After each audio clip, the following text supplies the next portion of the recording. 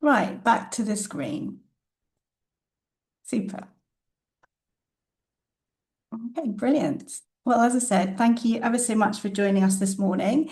We're going to be talking about a project that was funded by the Medical Research Council, which was to develop tools to support midlife women who'd like to make changes to their alcohol consumption. So as we go through today, you'll be very welcome to contribute, and Jenny's going to be asking you some questions as we go. Before we get going, I just want to take a moment to introduce the team. So my name's Dr. Emma Davis, and I'm an associate professor at Oxford Brookes. I think I know quite a few of you, which is great. So on the far right-hand side is Professor Isla Watson, who has been a lovely person to work with on this project and very supportive. In a moment, I'm going to let Abby and Jenny introduce themselves. But in the centre of the screen, you can see our colleague, Dr. Fiona Matley, who sadly passed away last year. She was absolutely integral to our project. She was our postdoc research assistant. So a lot of the work that we're going to talk about today is work that Fiona was massively involved in. She contributed to, she led bits of it. So I really want to acknowledge that special colleague and all the work that she put in. And we've really missed her in tying up the loose ends of the project. But we're remembering her this week, and we'll be publishing lots of papers in her name as well. So Jenny, over to you. Thank you, Emma. Just to interrupt as well, the slides haven't moved on, so we're still on the first slide. So I don't know if you can move those along a little bit, Yeah, of Emma. course. So Yeah. hello, everyone. My name is Dr. Jennifer Seddon. I'm an associate professor in psychology as well, and also a member of the research team. And lovely to see some familiar faces on the call. And I'm going to pass over to Abby. Hi, I'm Abby Rose. So I'm a reader at Liverpool John Moores University.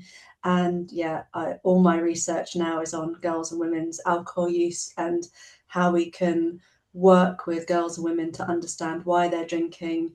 And if they do want to change their drinking, how can we support them in the best way to meet them where they are at, really, and to do something that's genuinely helpful for them. Thanks.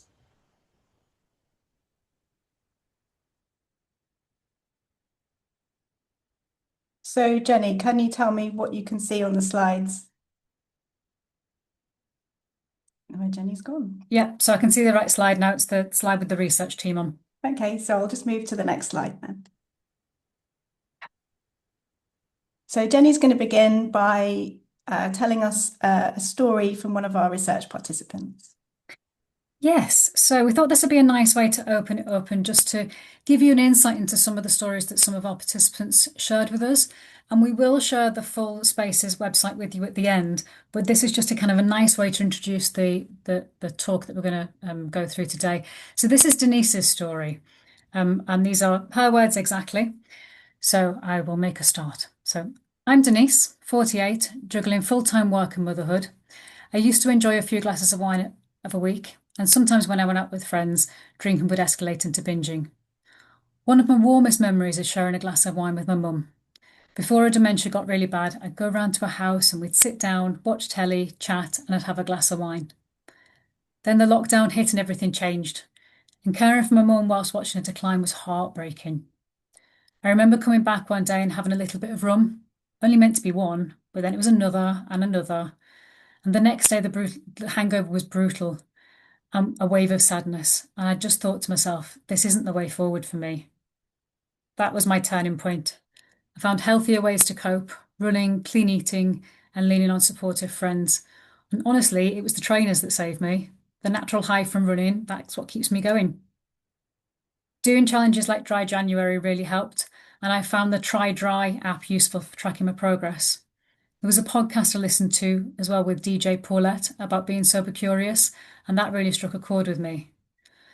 My husband hasn't always been on board. He'll sometimes say things like, "It wouldn't be fun if we're going to the pub and you're not drinking," and that felt a bit sabotaging. But I'm ready for him. I'm ready. Now, I do still drink occasionally, but it's conscious and intentional. And my relationship with alcohol is definitely changing. I think, what's the point in having one? I may as well have none. My skin's clearer, my energy's back, and my goals are sharper. Fitness goals I want to achieve, and alcohol just doesn't feature. With perimenopause happening too, I'm more mindful than ever. My advice? Avoid it during this phase. And I've learnt to be kind to myself. You might fall off the wagon, but that's okay. It just makes me stronger for next time. So that was Denise's story. And as I say, at the end of the session today, we'll share the Spaces website with you, and you can read through all of the different stories that we've collected at your own leisure. But hopefully that helps to set the scene a little bit in terms of the kind of things that women have shared with us and the journeys that they've been on. So Emma, next slide. Okay, lovely. So what we're going to talk about today is we're going to give you an overview of what Spaces is and how it was developed, and importantly, why it was needed. Kind of what gap does this fill and how does it help? And what I hope that you get a sense of is just how collaborative this project has been, because you've met some of the research team just now, but we've had a brilliant public advisory group, and we've worked with all of our participants on an ongoing basis to create Spaces, and hopefully that will come through during the course of today as well. And as Emma alluded to earlier on, there are going to be lots of questions. So we don't want it to be just us talking for the next hour. We'd love to hear your thoughts and opinions and how we can take this work forward and what we focus on going forward as well. Okay, so with that in mind, the first question is what kind of things are most helpful or unhelpful when someone's thinking about drinking less alcohol? And this can either be from your own experience or it can be just your general thoughts and feelings. And if you want to just pop your responses in the chat, just kind of your initial thoughts on this, and then we can have a little bit of a talk through. So I'll just give you a few minutes.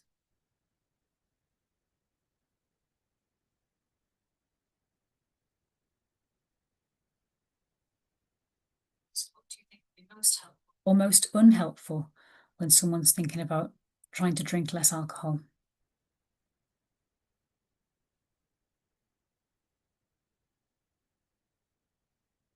Some of the things coming through now. So peer pressure is unhelpful. And on the converse, on the flip side to that, most helpful is supportive friends and family. So the kind of social aspect of drinking is really coming through there. Not judging drinking or not drinking would be most helpful.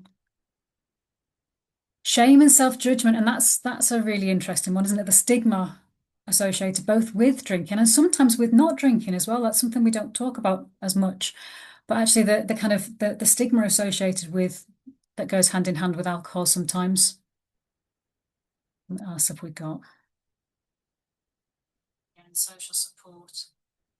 Keeping focused on why you want to do that for you. So kind of keeping the end goal in mind. And goals is something that we talk about in Spaces, and that came through from a lot of our participant stories as well, actually kind of thinking about what it is you want to achieve and setting small goals along the way. So yeah, lots of what's coming through here is really resonating with what women in Spaces have told us as well. So somebody else has said helpful peer support coming through again. So again, really strong social aspect coming through, and role models.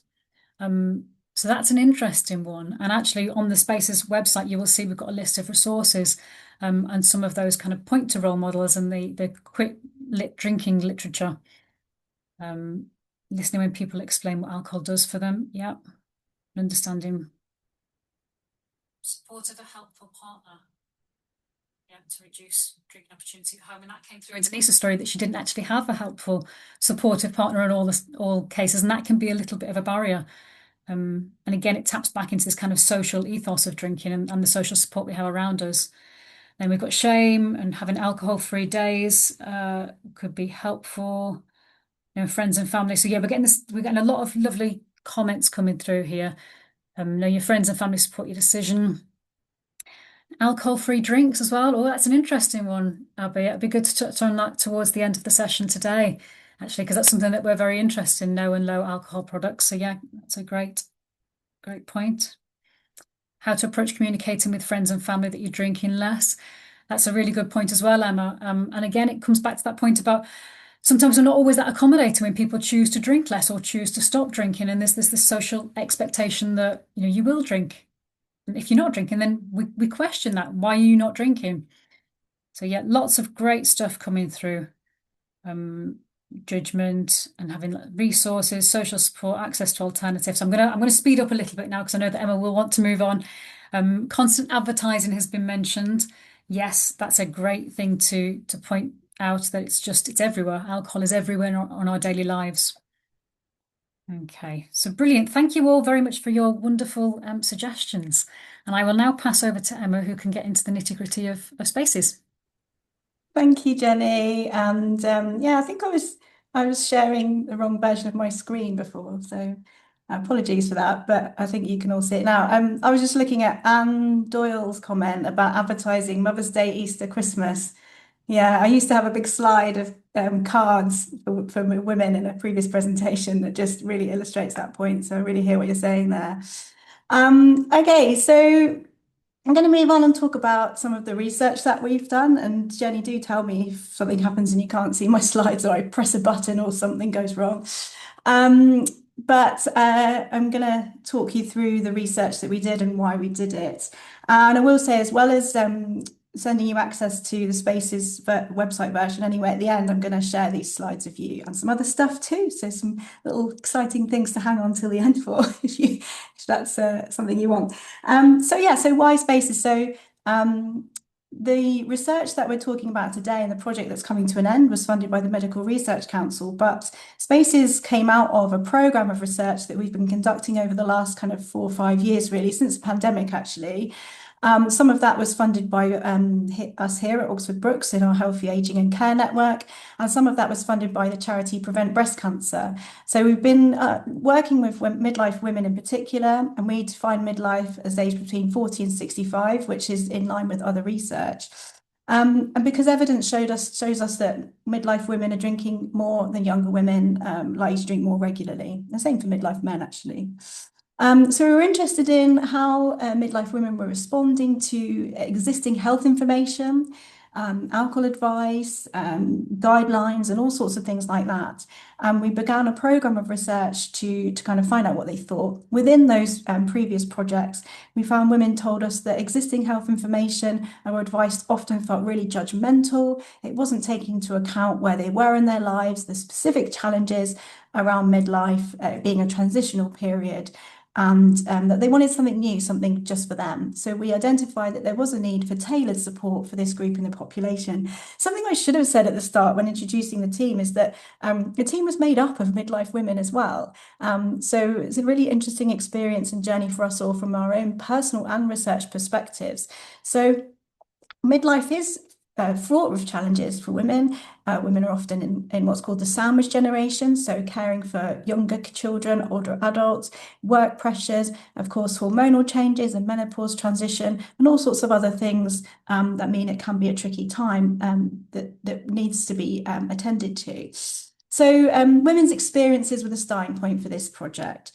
Spaces is, of course, an acronym. We do all love a project acronym, but I think it's a kind acronym. It's something that speaks to us having space to think and reflect. And it stands for storytelling, promoting alcohol choice, empowerment, and sharing. And choice is a really important word in this acronym because this resource is intended for people who are thinking about making changes to their alcohol consumption. We don't make an assumption that people should or have to drink in a certain way. But for people who would like to make changes, there are some very big challenges, and you've identified some of those in the chat this morning. So Spaces is kind of the name of our project and the name of the resource itself.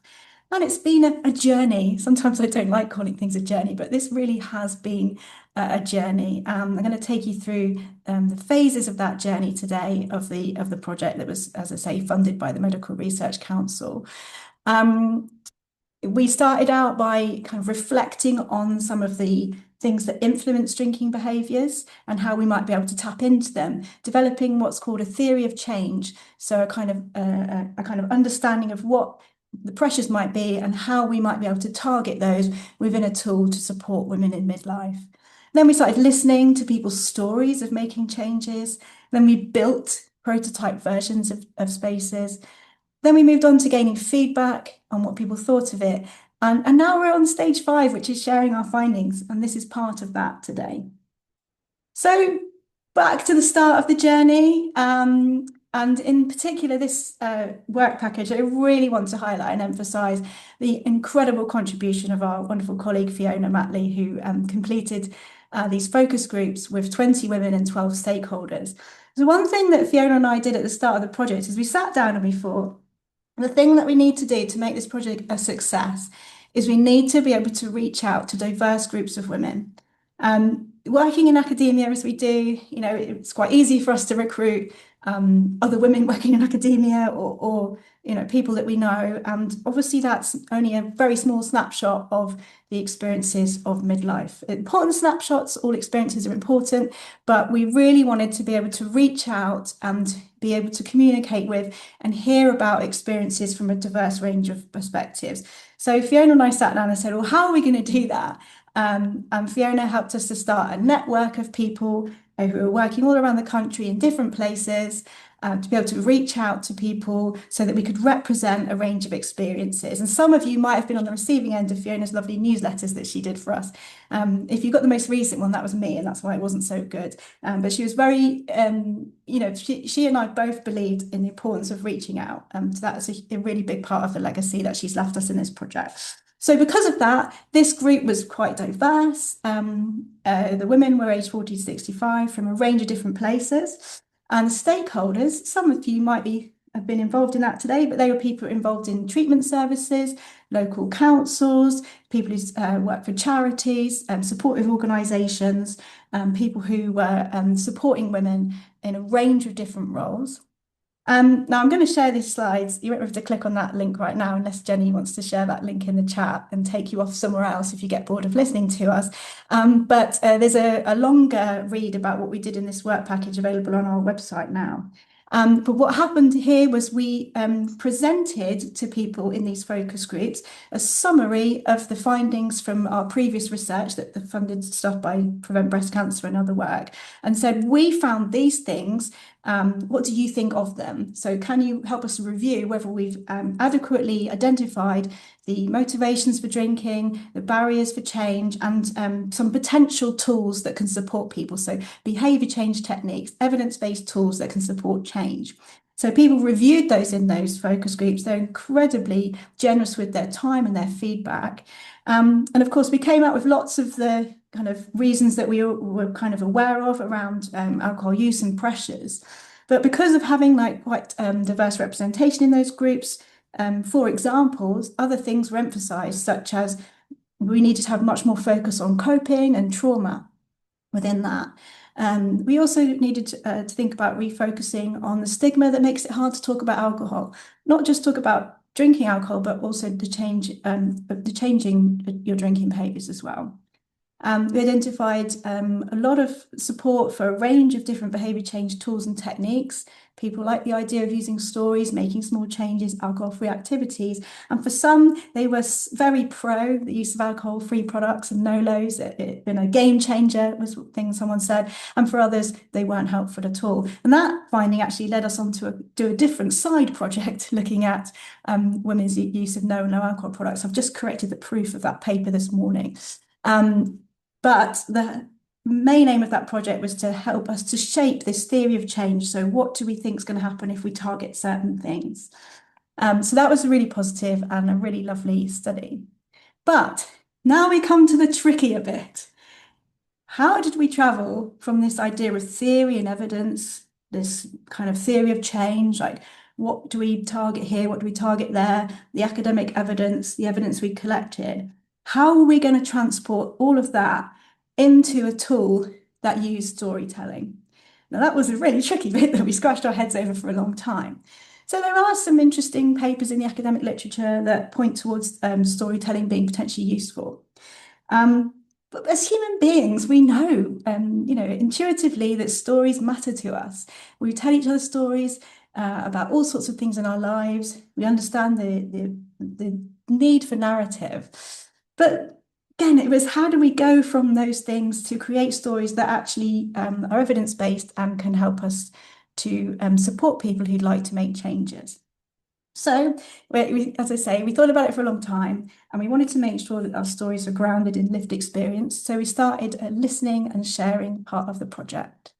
So we listened to women's stories and we specifically wanted to recruit women who'd experienced making changes to their alcohol consumption in some way. We kept it quite broad And we were able, in the end, in total, to interview 21 midlife women. I should say, actually, when I was reflecting on this morning, if you're listening to this webinar now and you'd like to tell your story, we'd still love to listen to that story in a way that you'd like to tell it. So we're always looking to broaden things out. But we listened to 21 women, and these women were incredibly generous with their time, and they were motivated to tell us their story because they wanted to help other people, because they'd found a difficult journey in making those changes. And we had all sorts of things. And again, I think this data is incredibly rich. And at some point, my intention is to go back to it and perhaps let it tell its own story in a research paper or something else. But to summarize, for the sake of time today, of course, we had varied experiences of change, mixtures between people who decided to moderate, so cut down or stop, or shift between different approaches over time. There was a range of different pathways, no single journey, no right way. Certain things helped that were kind of common across people's journeys, thinking about role models, new routines in particular, alcohol-free activities, non-begrudging alcohol-free activities is a lovely quote from one of our public advisors, emotional support and connections, either supportive existing connections or where support wasn't in existence, then creating new connections. So from that, we build what we call the story bank. We have a bank of stories. So from those interviews, we worked to shape stories that we could use within the Spaces resource.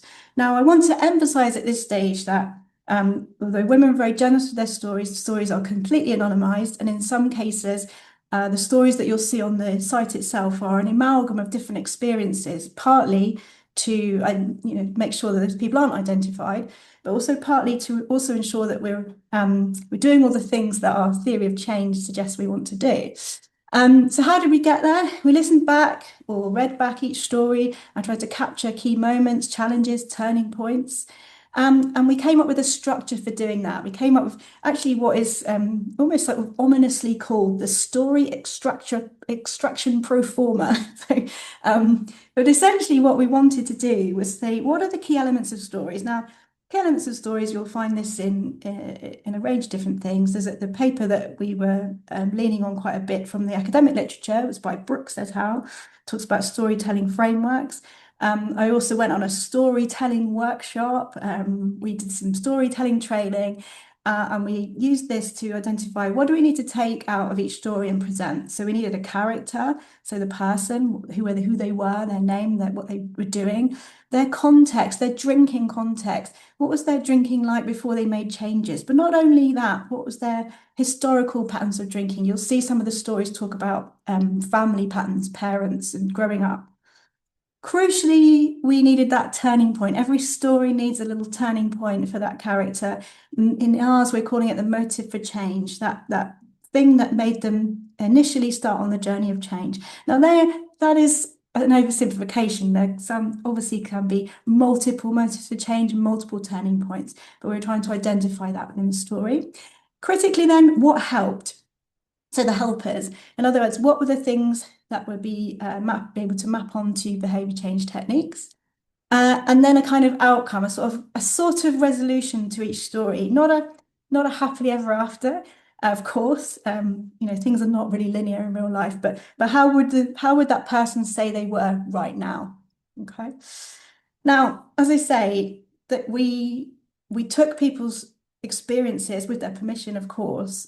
We also, once we'd extracted the components of the story, we then created kind of short 400-ish word versions of those stories, and we sent those back to participants, and some of them came back and wanted them to be more representative of them, so that the participants had the opportunity to say, yes, I'm happy with that, or no, please make some changes.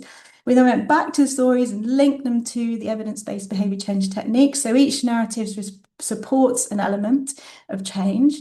And then we've got this, as I say, the story bank that is the heart of the Spaces tool. Now, actually, we don't have all 21 stories on there. We've only got 8 representative stories. And the 2 that we're reading out today don't appear on there. So this is a really nice opportunity for me to be quiet for a moment and let Jenny read you another story. from the story bank. Hi, thank you very much. So this is Laura's story. So I'm Laura. I'm in my early 40s, high achieving professional and a mum of young kids.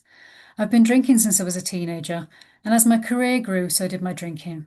In corporate life, alcohol felt normal, even expected. But the pressure became overwhelming. I was working 70-hour weeks, barely seeing my kids, constantly stressed, and starting to feel physically unwell. And eventually, I ended up at the doctor's with chest pains and complete exhaustion, and that was my wake-up call. I remember saying to my partner, I'm done. I don't know what that means yet, but I'm done. Being signed off work forced me to face what was really going on. It wasn't just burnout, it was stress, anxiety, and perimenopause all building over the years. I felt desperate for answers and found unexpected support in an online community that helped me make sense of everything. And for the first time in years, I listened to my body and saw how tired my drinking was to cope with emotion and old patterns. Looking back now, I can see how unrealistic expectations placed on women played a part in all of this. We're told we can have it all, have kids, be a sexy wife, an amazing friend, a successful career, have the perfect body, and still drink and party like nothing phases us. Eventually, my body just said no. Stop. I've been sober for a year. I still worry about what would happen if I went back, the panic, the anxiety, but I don't want that life anymore. I've slowed down, changed how I work, and found purpose in helping others through their own turning points. Stepping away from alcohol and from the pressure has been the most powerful choice I've made, and I finally feel in control. Okay, so that was Laura's story. And again, as Emma mentioned, Laura's story doesn't feature on the website, so this is just to give you another example of some of the other stories we have in the story bank. Okay, so moving on to the next part is for you to think about again. So leading on from that, I mean, if you reflect on your own experiences or what you think more broadly, what do you think would help to support ongoing changes to alcohol consumption? So people who've already made that change, they've already made that step, what supports that ongoing decision to either moderate drinking or stop drinking completely? What do you think would be important there? So it might be slightly different from making that initial change. Once you've made that change, what keeps it going? And again, if you can just pop your comments in the chat. So Imogen said, perceiving the change as positive and having benefits on the person's life. Yeah, when you can see differences, when you can see the change that it's made, and positive feedback as well. Again, focus on the benefits, better sleep, never get a hangover again. Yes, that was something that came through actually in our stories about how women's hangovers had changed and intensified over the years. That's certainly something I've found, like since I've reached my 40s. The hangovers are brutal and just not worth it. And that's something, again, that our participants talked about. Celebrating small results and changes. Yeah, absolutely. But it can feel a bit overwhelming if we say, right, we're going to go out to achieve this huge end goal, about breaking it down, celebrate the small wins, celebrate the small results. Having a support group and an app community, checking in and sharing experiences and difficulties. That's absolutely, yeah, absolutely, really, really important. And again, that's something that a lot of our women talked about, the online communities that they joined and how supportive those online communities have been. And again, we've got some links to resources on the Spaces website if that's something that you wanted to have a look at yourself. Consistency in goals and support from others in the same boat. Yep. Journaling, noticing positive changes, celebrating success. More research on hangovers in people under 35. Well, yeah, that's always a good idea. Recognizing the wins and reminding ourselves and rewarding ourselves. Alternatives to going out drinking. Yeah, so maybe, what other activities, what can you replace? If you used to socialize with friends by going to the pub, what could we do differently there? Is there something else that we could do that doesn't involve an alcohol-related context or setting? Getting encouragement from others, having someone to support you. So again, it's this kind of feeling of social support that's coming through, connecting with like-minded people again, social support, finding replacement activities. So there's a lot of really excellent points coming through. And again, that kind of social aspect and that degree of social support is coming through really strongly. Inclusive environments where choices aren't commented on in a negative way, and having family on board and peer support. Using the money that would be spent on alcohol on other more rewarding activities. Yes, Great idea. And again, one of the women in Spaces talked about that, how she'd actually saved up the money that she would have otherwise spent on alcohol, because to her that was a measure of success. And then she was able to use that money to go on nice trips and days away and things. And then arrange nice things to do with friends during the day and enjoy the cozy evenings at home relaxing.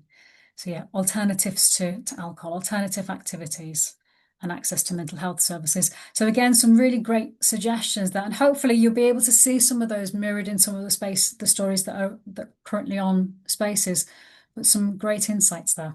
So thank you very much. And I will pass back to Emma. Thanks, Jenny, and thanks everybody. I'm just reflecting as I look through those things that they're all great suggestions, and some of them might be more or less easy to implement depending on the person's background or resources. And again, that's something that we're really conscious of presenting what we're presenting today, in that there are, some really important health inequalities relating to the impact of alcohol harm that do need to be considered as well. So I'm going to move on and talk about how did we go. Just still got the chat open, let me move that. So hopefully you can see a slide that says building spaces in front of you. So how did we go from our sort of theory of change? So we've got our evidence, we've got our ideas about what the most important things about targeting drinking are, and the things that might help. We've got some really lovely stories. And now what? And again, this was a big moment for us in the project. How will we build this resource and what will it look like? I will say at this point as well that from the start of the project, and based on some other work that we've done, that although I'm going to be showing you a website version today, we do have a print version, a kind of leaflet mini version of Spaces, because a number of different groups of women that we spoke to preferred that. And that's not necessarily just thinking about digital literacy. Some of that's about having something tangible to sort of pick up and look at, rather than kind of searching the internet for all of the millions of things that are on there. Some of that's about prompting access to support. So people felt it was important to have leaflets in places where people might pick them up. And some of that is due to people not wanting to have, who are sharing computers with other people and they don't want their history to be looked at. So we'll note that is important, but I'm going to talk about the website version for pragmatic reasons today. So we kind of wound up last spring with all these lovely stories and all these nice ideas and no idea what to do with it next. But thankfully, we were able to work with a wonderful person called Kat Butler, who was a kind of project manager and kind of website developing person, to kind of drag us gently through the process of actually building a version of Spaces that we could share. So this is a collaborative process. We involved input from our wonderful public advisory group at every stage. We had a number of different meetings. We had a sort of meeting where we were like, this is what we want to do, but we don't know how to do it, with her. And then she helped us to build kind of a skeleton version, to take that to our public advisors and say, what should we do? What do you like? What don't you like? Design meetings. We had a survey that went out to a range of people who'd been involved in the project to look at other websites, what they liked, what they didn't like. And in multiple rounds, we built this thing for testing, essentially. So as I say, I decided I'm not going to share it with you at this point in the talk either, because you'll leave me and go and read these lovely stories. But this is what it's going to look like, and you'll be able to click on it later on. So this is why these slides are this colour scheme as well. So this was a joint decision about the colour scheme made by all the women that were involved. You've got a homepage, you've got a set of images. All of the images are free images from Unsplash and been credited on there. And crucially, at the heart of that, as we've said, are the women's stories. And there are two sections that you can explore at the moment. You can explore the stories about cutting down or stopping drinking. You've got a clickable person and a quote from them. When you go onto each story page, you'll see the person, the image we've chosen to represent that person, and that person's top tips. And the top tips are kind of summaries of that person's most helpful behavior change techniques that they talk about within the stories. And then each person's story then links to one of 4 different toolkits of behavior change techniques that are linked to our spaces logic model. There's other bits and bobs for you to have a look at on the website. There's a quick tips section. There's a sort of community section, a sort of mock-up of what that might look like. A sort of a mythbuster section is where all our health information and sort of like, hey, I heard that red wine was good for you stuff is, and spoiler, it's not. So this seems like a really good space where we can acknowledge our fantastic public advisory group who have been on this journey with us. So we were joined by a group of 7 women from a range of different backgrounds and experiences on this project. And they have done an amazing job of sticking with us, I would say, through all of the challenges and tough things that this project threw at us. And so, yeah, just to say a massive thank you to all of those people that were involved. I know some people might be here today and some of them can't join us. And here's a quote from one of our public advisor group members who couldn't join us today. They wish to remain anonymous. And so we said, why did you join our project? And they said they became an advisor on the project because they wanted to be a bridge between academic research and the reality of being a midlife woman. My own social life has always revolved around alcohol, but as I'm navigating a busy job and the challenges of perimenopause, I've become increasingly conscious of protecting my health, and my desire to cut down my alcohol intake has increased. For me, the main appeal of Spaces is how it uses personal stories from real women who successfully achieve what I want to achieve. So reducing alcohol consumption while staying happy, healthy, and never feeling like they're missing out. So that's one of our advisors. And as I say, they're integral to the project. They help with developing some of the story content, so forth. I think we were due to be joined by someone else, Jenny. Is that person here? I don't think so. I can't see them on the participant list. Okay, no problem at all. So someone was going to join and share their experiences as well, but maybe they couldn't join us today. But when they listen back to this, to all of you, thank you so much, particularly for the compassion that you've shown through the later stages of the projects where things, weren't going to plan. We really appreciate you. And a couple of those public advisory group members were with us from a previous project. So really people with a lot of resilience and a lot of passion. So thank you to you all. And of course, hopefully we can work together with you in the future. So what have we been doing more recently? So importantly, towards the end of this piece of work, we developed this thing. We think it was based on some evidence and some theory. We had some real life stories, but what do other people think of it? So recently, we've been speaking to 28 midlife women who are thinking about reducing their drinking or had already made changes to their drinking. Now, Fiona began this piece of work. Jenny and I picked it up in the middle, and then Alison, who I think is here today, has taken the baton and finished our final interview last week. So thank you ever so much, Alison, for really helping us finish off this project. We really appreciate it.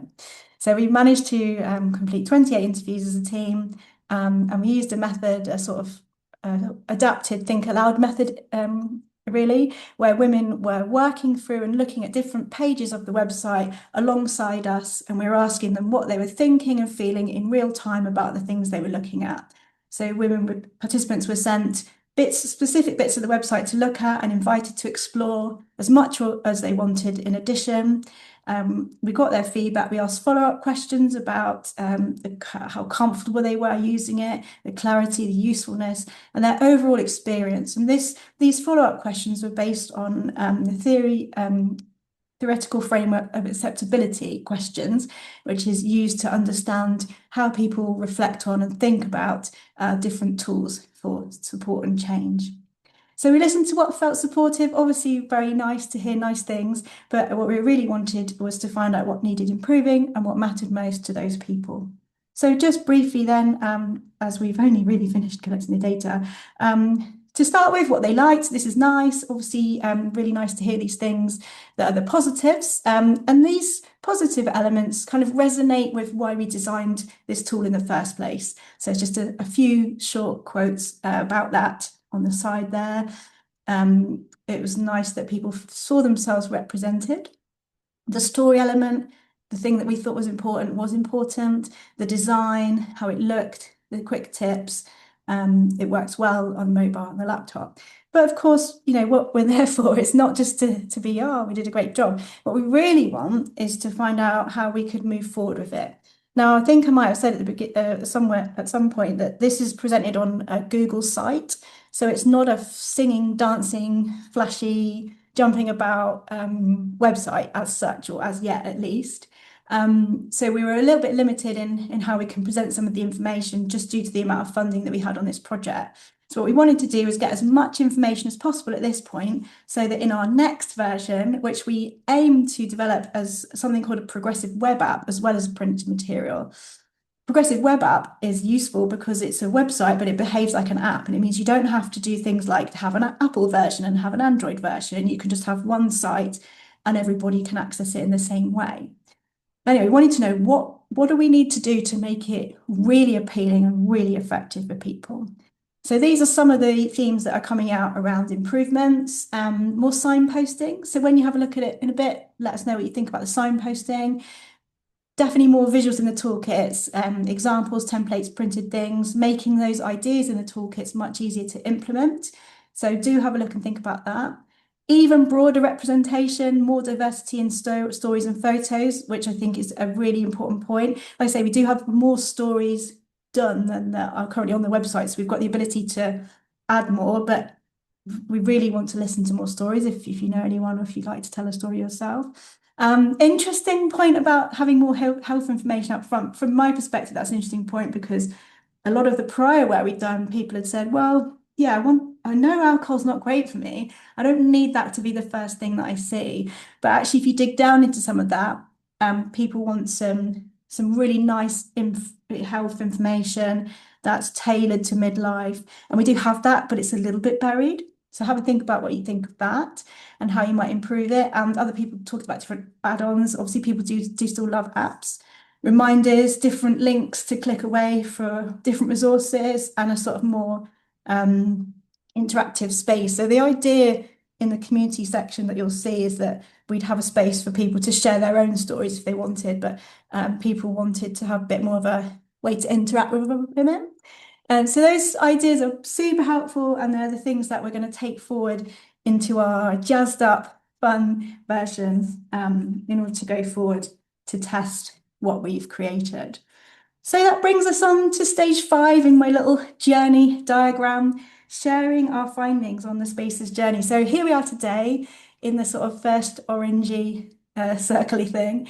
I don't know what that shape's called. We're telling the story, and although it's been a really tough time the last few months, we wanted to tell that story as we came to the end of the project. So thank you for joining us to allow us to achieve that milestone in being able to tell the story. But alongside that, we want to do some other stuff. So in our last public advisory group meeting, we asked our group, okay, what do you think we should do? And some of those ideas are in some of the other blobs here. So podcasts, which we're really up for doing. So if anyone has a podcast and you'd like to invite us on, if anyone has a blog or wants us to write a blog post or talk to people in your community, we'd love to do that. A big shout out to one of our wonderful interns, Luca, who I think's on the call. He's done some great social media content for us. Earlier on, I thought I should have posted that, Luca, and I will post some of that today on Instagram and LinkedIn to share some of the findings in more detail. But we're open to other things as well. So if you have any suggestions of how we can spread the word about this work, we'd love to hear from you.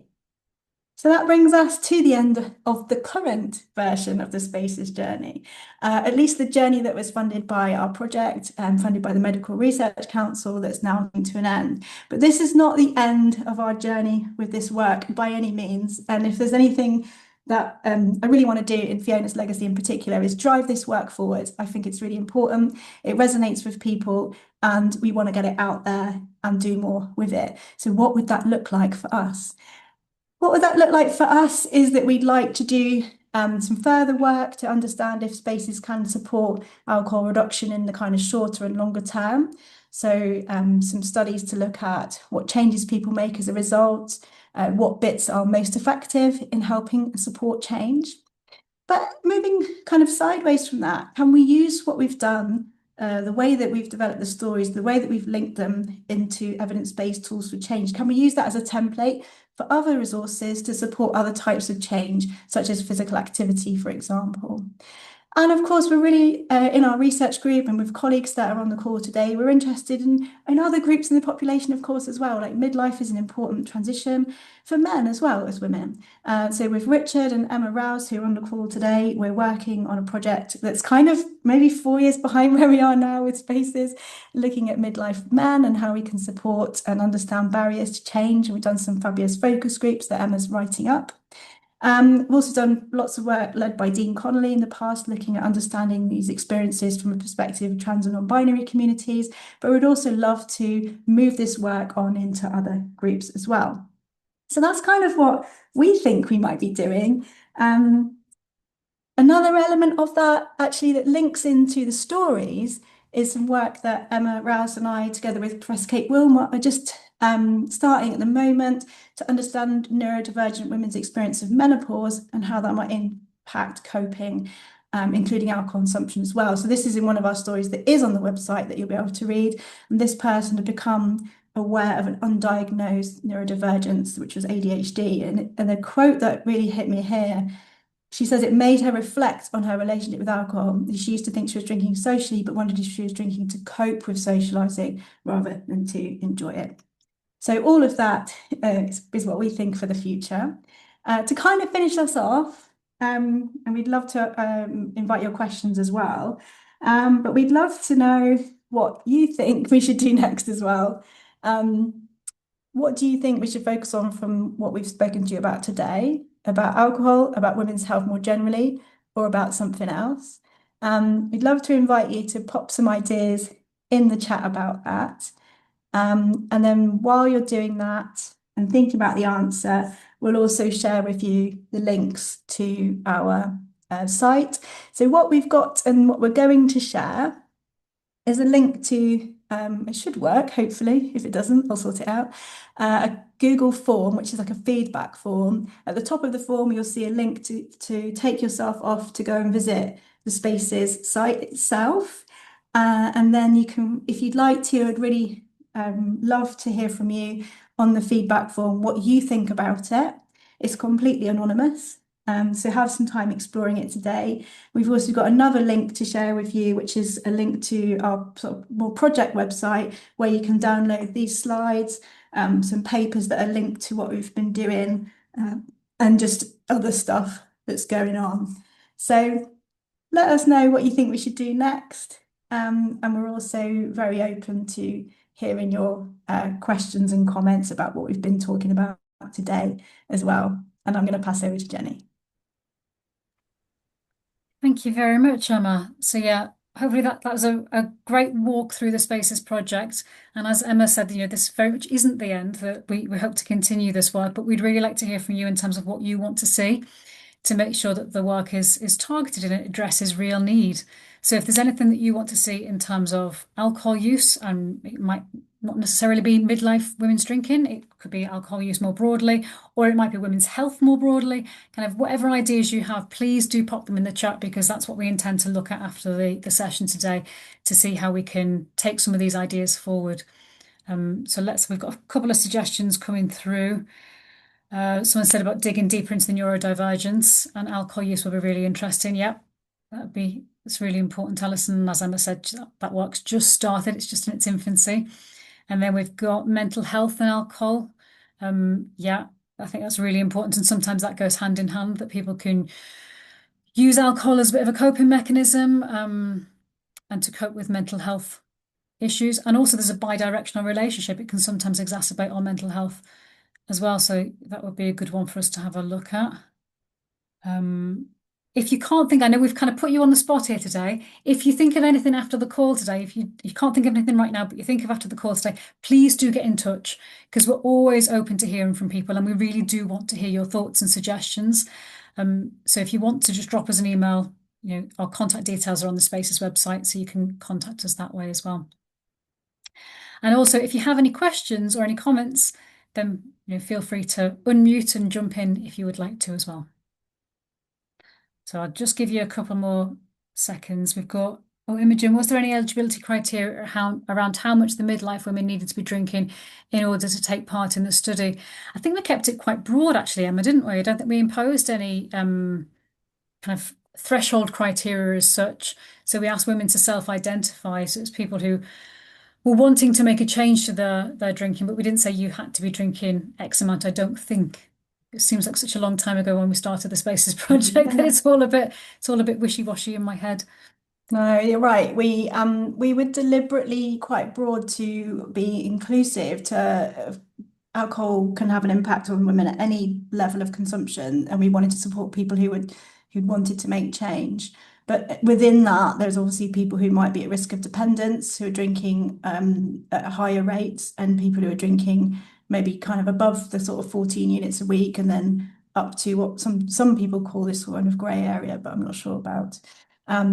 But yeah, so there was definitely a real range, and we captured people's previous drinking habits and their current drinking habits within the measures that we took from each participant. So we'll be able to report on that when we get publish the work. I'm just going to stop sharing if that's all right. I can see we've got a question from Jeannie as well. Do you want to hop on, Jeannie? No, I just wondered what the actual website address was, because I opened up your the research reading bit and I can't see it. And I know you had a QR code on the screen, but I'd just like to have a quick look. Yeah, no, absolutely. If that first link that I popped in the chat that says link to the feedback form in the Spaces website, if you click on that form and at the top of the form it has the link to the website there. Oh, You'll be able okay. to have a look at the website and then you can come back to the feedback form and tell us your thoughts. So that website address, which is quite long and spaced to reflect, with the Brooks bit in the middle, presumably that's not going to be the final. So that reflects what Emma was saying earlier on. We were limited in terms of how we could host the website. So it had to be a Right. Oh, I Google Brooks see. website to host it. What we're hoping to do next is to further refine the Spaces website based on the feedback we've had from Oh, I some see. Think Okay. Aloud interviews, and then look at how we can host that in a way that's a little bit more accessible. So Emma was talking about the possibility of a progressive web app to make that a little bit easier to access and to navigate and to give us increased functionality on the website as well. So that's kind of where we want to take this next. But if you look at the website and you think of anything else that you think we should focus on or anything else that needs to be changed, or you think that there's anything that's been done particularly well, please do let us know. You know, there's that feedback form that you can add your comments and suggestions to, and we'd love to hear from you. I mean, I'd be quite interested in meeting up if a few other people want to actually voice the feedback, when we've had a good look at the website, because I've got some ideas. Brilliant. Yeah, that sounds But it great. just might be easier in a group where you can kind of bounce ideas off each other rather than just a form. Anyway. Yeah, no, that would be great. And maybe we can set that up as an informal meeting, and anyone who wants to come along to Yeah. that can come along and we can bounce some ideas around. Yeah. Okay, thanks. Okay. Okay, so I think we'll draw it to a close there because we've only got a few more minutes before 12 o'clock. But if you have any other thoughts or comments or suggestions, as I say, please do get in touch. And thank you very, very much for joining us this morning. Yeah, thanks everyone. Really appreciate you joining us. Yeah, I've just seen some interesting comments about alcohol neurodivergence. Maybe we can touch base on those for the people who were mentioning that. And yeah, I mean, we've finished collecting official data on the study, but as I say, we're very interested in listening to any stories or things like that. So if you'd like to do that, you can get in touch with us, and our website, email address is on the website as well. So have a brilliant day. Thank you for sharing some of your morning with us. And we hope we'll touch base with some of you again soon, shortly.